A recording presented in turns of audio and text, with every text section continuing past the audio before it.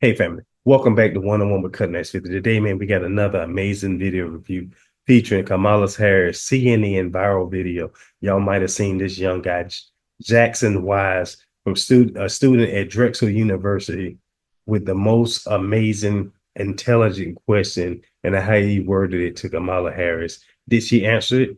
Yes or no? Share your thoughts. Let me know what you think. And with that, let's continue.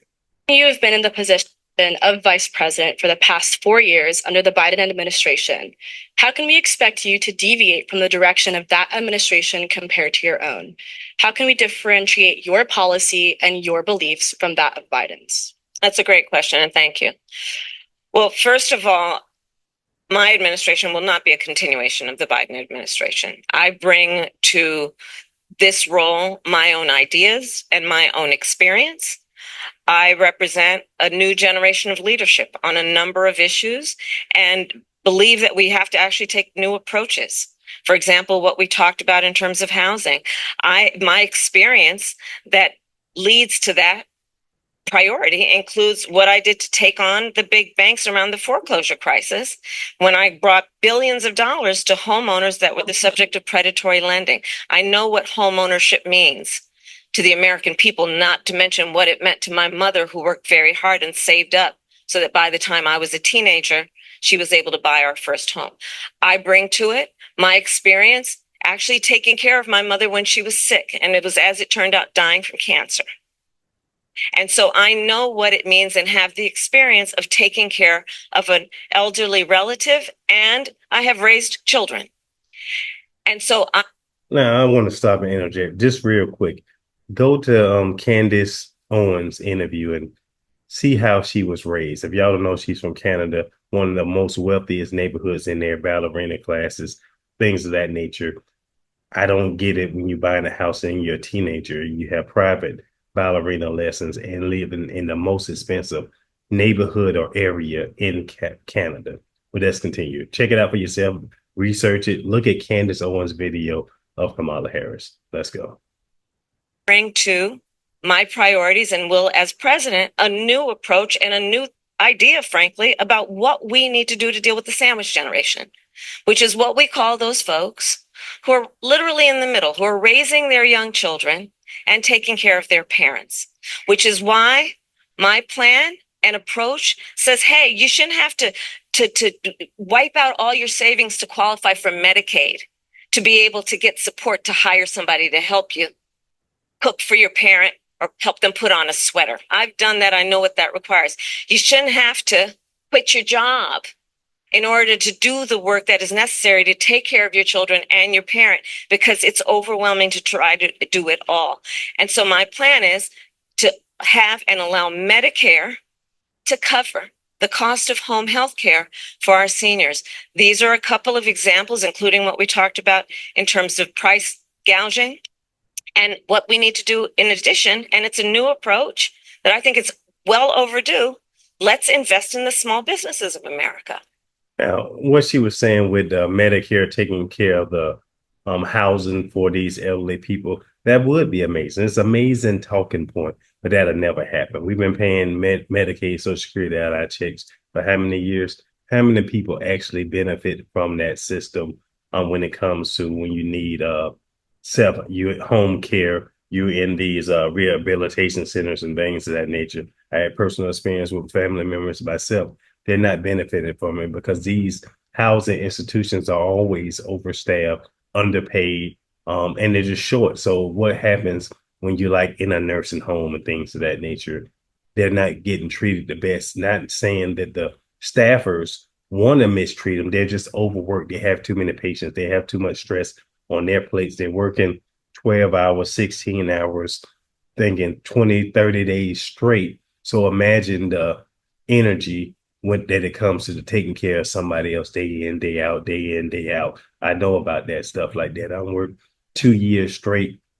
And I think in 4 years, having 3 weekends off when I was still working with a private entity. Y'all already know my background, so I just leave it like that. So it's hard work out there doing these labor job, first responders, things of that nature. It's definitely hard. Would it be nice for the government to lend help? Yes, it would. But is that ever going to happen in our lifetime? The woman who helped raise us was a small business owner. I know who small business owners are. I know what they do. They are the backbone of America's economy. And for too long, we've overlooked their value to the economy as a whole, much less to the economy of neighborhoods and communities. Now, y'all just caught it. She said the woman that helped raise her. She wanted to call her a mother. But look, like I said before, look at Candace Owens when she broke down Kamala Harris' history past, how she grew up, her grandmother, and all that. That she always talks about this lady who was practically like her mother who raised her.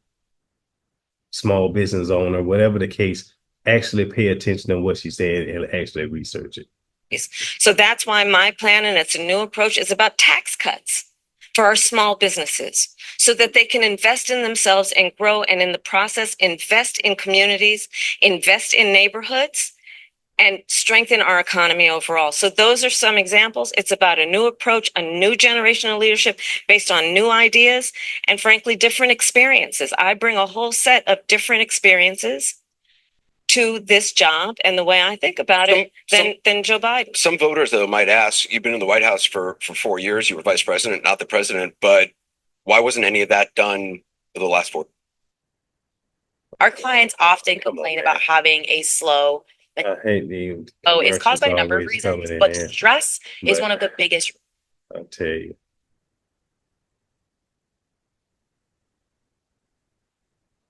For the last 4 years. Well, there was a lot that was done, but there's more to do, Anderson. And I'm pointing out things that need to be done, that haven't been done, but need to be done. And I'm not going to shy away from saying, hey, these are still problems that we need to fix. I want you to meet Jackson Weiss. He's a student at Drexel University from Flourtown, Pennsylvania, registered Republican, says he's leaning toward voting for you, but is yet to make a final decision. Jackson. Thank you, Anderson. Hey, Jackson. Thank you for taking the time to be here too, Vice President Harris. Thank you. Regarding the rapid increase in the migrant population, how will you ensure that every immigrant is integrated into American society safely? What benefits and subsidies will you provide them with? And how long will these benefits and subsidies last for an individual? Most importantly, will the American citizens' taxes pay for these benefits and subsidies? And if so, how much money will be allocated? Now, y'all see that question was amazing. Almost get me tongue-tied. Jackson Wise. Just remember that name. This kid right here is going places. He asked, I don't know who prepared this question for him. I think I seen somebody else do a video on him. I don't think he was ever leaning towards voting for Kamala. You can just see it in his eyes. He knows what she's going to say. She always says the same talking points. But this question was somebody way older than what this young gentleman is. Jackson Wise, student at Drexel University. If they producing kids like this, the future is going to be bright for these young politicians up and coming, because they're not going to take no mess from nobody. Will she give a direct answer? Let's know. I'm going to have to do my whole intro back over because I say Anderson Cooper, and it was really this guy right here who had the question. Let's go. Well, thank you, Jackson. Let's start with this. America's immigration system is broken and it needs to be fixed. And it's been broken for a long time. And part of what we need to do is always prioritize what we need to do to strengthen our border. I will tell you, I'm the only person in this race among the two choices that voters have. I've personally prosecuted transnational criminal organizations in the trafficking of guns, drugs, and human beings. How we knew she was I have spent a significant part of my career making sure that our border is secure and that we do not allow criminals in, and we don't allow that kind of trafficking to happen and come into our country. And as my opponent has proven himself, he would prefer to run on the problem instead of fix the problem.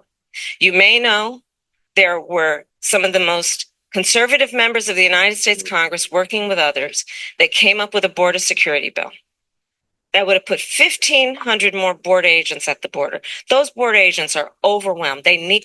And she's telling the truth. They are overwhelmed, but 6 Democrats voted against that bill. 6 of the people in their own party, they had the majority, voted against the bill. That's why it didn't get approved. But let's continue. support, they need the backup. It would have allowed us to have more resources to stem the flow of fentanyl. I don't need to tell this state and people around the country what is happening in terms of the scourge of fentanyl and how it is literally killing Americans. It would have put resources into stemming the flow. It would have given more resources to prosecute, to investigate and prosecute transnational criminal organizations. It would have done a lot of good. Answer the question. Are we gonna pay for it as taxpayers? Yes or no? That's all we need to know. Is taxpayers gonna pay for this? Yes or no? And how much money are we gonna have to pay? Donald Trump got wind of the bill and told them, don't put it forward. He killed the bill because he'd prefer to run on a problem instead of fixing a problem. We have to have a secure border, and we have to have a comprehensive pathway for citizenship. And that includes requiring people, hardworking people, to earn citizenship and do it in a comprehensive, humane, and orderly manner. Let me ask you about that. I mean, you talk about the bill that Donald Trump quashed, that was in 2024. You talk about the bill he tried to get passed in 2021. That wasn't able to get passed. 2022, 2023, there were record border crossings. Your administration took hundreds of executive actions. It didn't stem the flow. Numbers kept going up. Finally, in 2024, just in June, 3 weeks before the first presidential debate with Joe Biden, you institute executive actions that had a dramatic impact, really shut down people crossing over. Why didn't your administration do that in 2022, 2023? There you go. First of all, you're exactly right, Anderson. And as of today, we have cut the flow of immigration by over half. In fact, the numbers I saw most recently, illegal immigration. But if it was that easy with that executive action, why not do it in 2022, 2023? Because we were working with Congress and hoping that actually we could have a long-term fix to the problem instead of a short-term fix. You couldn't have done one and both at the same time? Well, here's the thing. We have to understand that ultimately this problem is going to be fixed through congressional action. Congress has the authority and the purse. I hate to use DC terms, but literally they write the checks. Part of the issue is, in order to really fix the problem at the border, I was just at the border recently talking with border agents. You know what they talk about? Yes, they are overwhelmed. They're working around the clock. And the other thing that they talk to me about, we need more judges down there to deal with asylum claims. We need more personnel down there to deal with processing. But that's Anderson, the issue when y'all don't know about the border cross, it's not the illegals that's coming in. It's the vetting, the process, the time to actually sit there and talk, because somebody, they can tell you whatever kind of sob story. I believe in immigration myself because I did a story, and I'm gonna have to put it back out about Haiti and what they're going through with the gangs and mass suicides. I mean, the mass murders and stuff like that. The president of Haiti assassination that nobody talks about. I did a story on that, so I'm gonna replay it, reintroduce it, and put it out so y'all watch that, share your thoughts, let me know what you think. Let's continue. That's where Congress kicks in terms of dedicating the resources to actually fixing the problem. We have dealt with it such that, to your point, we now, as of today, as of our visit, have lower undocumented immigrants and illegal immigration than Trump when he left office. That's true. But we need a permanent solution, and that requires bipartisan work. Do you wish you'd done those executive orders in 2022, 2023? I think we did the right thing. But the best thing that can happen for the American people is that we have bipartisan work happening, and I pledge to you that I will work across the aisle to fix this long-standing problem. I think the American people are demanding it on both sides of the aisle, and it's time we actually put the partisan approach to this aside. We know what can work. Well, let's talk about this compromise bill that you want to pass if you're elected. You said that's going to be a priority. It includes $650 million in funding for the border wall. That's something Republicans wanted. That was part of the compromise.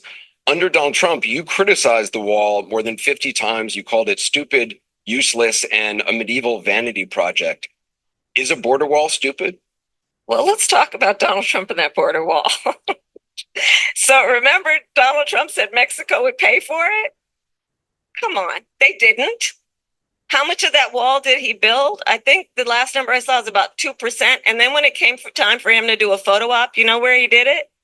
In the part of the wall that President Obama built. But you're agreeing So to a come bill on. that would earmark $650 million to continue building that wall. I pledge that I am going to bring forward that bipartisan bill to further strengthen and secure our border. Yes, I am. And I'm going to work across the aisle to pass a comprehensive bill that deals with a broken immigration system. I think Jackson's question, part of it was to acknowledge that America has always had migration, but there needs to be a legal process for it. People have to earn it. And that's the point that I think is the most important point that can be made, which is we need a president who is grounded in common sense and practical outcomes. Like, let's just fix this thing. Let's just fix it. Why is there any ideological perspective on it? Let's just fix the problem. To fix the problem, you're doing this compromise bill. It does call for $650 million that was earmarked under Trump to actually still go to build the wall. I'm not afraid of good ideas where they occurred. You don't think it's stupid anymore? I think what he did and how he did it did not make much sense because he actually didn't do much of anything. I just talked about that wall, right? We just talked about it. And like I said before, I guess that was it for that short clip right there, man. Man, like I said before, that was the town hall. I guess that video right there is over. But I kind of what she said in there, if a president, she got one bonus point out there for me. I don't care where the good ideas come from, whatever party came forward. I believe that you should work with whatever party. If they came up with it, fine, give them the credit, and that's do it. It wasn't dumb at the time. You actually needed it because of the process, and you didn't have the capabilities to stop the migration, they say. But because of the election, the numbers are getting outraged. They put executive orders to increase the flow of immigration, like to slow it down, meaning they put more process and more people out there to help vet these people. And that actually helped reduce the numbers because now you're vetting the bad people from the good people, and the good ones are still coming in. But unfortunately, they couldn't stop all the bad people from doing it. So, I did like that one point out of anything she ever said. It makes sense, even though it's more talking points. She didn't ask a question about Trump's bill. This is not a stupid bill because it wasn't stupid. It sounded like it. You get about people building a wall, but you look overseas, how many countries have walls between their borders? You know what I mean? That's a real thing. It's not like it's just a like say you're going into Canada, it's just a border crossing wall. I mean, you still got your gates, everything else, but it would help out because you don't have the resources, you know what I mean, to do what you wanted to do. So I don't know about y'all, man. Share your thoughts on that, and let me know what you think. What's this guy name? Wise. So let's see. But Kamala Harris, and that was that part 3. Anderson Cooper. I mean, he did ask some good questions out there when it came to her and the border pushback. I like these type of interviews when you're not just giving them a pass. You hold them accountable. You're giving them stats to back it. You're not just letting them do whatever they want to. So, I appreciate y'all for tuning in. Don't forget to like, subscribe, and follow. This is one-on-one Cutting Edge 50. Comment below. Let me know what you think of the CNN video. Had a little bit of technical difficulties, but we're going to go ahead and keep it started. And with that, we out.